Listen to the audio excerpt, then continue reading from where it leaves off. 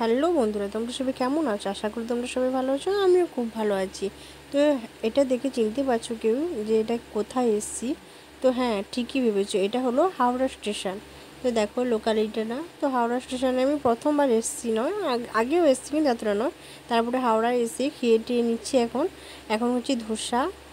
তো খেয়ে নিই, তারপরে কথা হচ্ছে। এখন বেরিয়ে রওনা দিয়ে দিচ্ছি, হাওড়ার ব্রিজের থেকে যাচ্ছি এখন বড় বাজারে, যেহেতু আমাদের বিয়ের শপিং করা হবে তাই বড় বাজারে চলে এসেছি।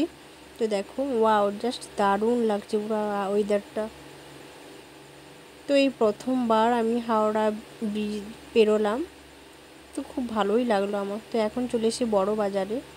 বাজারটা বিশাল বড়, তো এই গলি থেকে গেলে ওই গলি দিকে চলে যায়, এই গলি থেকে গেলে এদিক গলিতে চলে যায়। তো দেখো এখানে পুরো শাড়ির মার্কেট বলতে গেলে, তো দারুণ লেগেছে আমার। মানে একটা একটা গলি ভাগ করা আছে, এইটা শাড়ি, এটা ব্লাউজ, এটা মানে জিন্স, এরকম ভাগ করা আছে, দারুণ লাগছে। কিন্তু এখানে এত লোকালিটি, মানে পিছিয়ে দিয়ে চলে যাবে জাস্ট বলতে গেলে। তো দেখো এখন চলে এসেছি প্রিয় গোপাল বিষয়ে।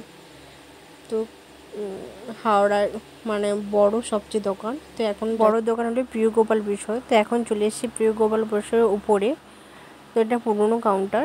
তো দেখো একে একে শাড়ি দেখছি, কেমন লাগছে না লাগছে তোমরা সবাই দেখতে থাকো। আর তোমাদের পছন্দ কোনটা সেটাও কমেন্ট করে জানাতে ভুলো না। শাড়িগুলো তো খুব কম রেঞ্জের মধ্যে খুব দারুণ, তো দারুণই লেগেছে আমার। তো তারপর দেখো হাওড়ার সন্ধ্যাবেলায় তো দারুণ ওয়েদারটা, জাস্ট ওয়াও। থেকে সব বিয়ের ব্লগই আসবে, আর এখানে প্রেম করা লোকালিটা দারুণ।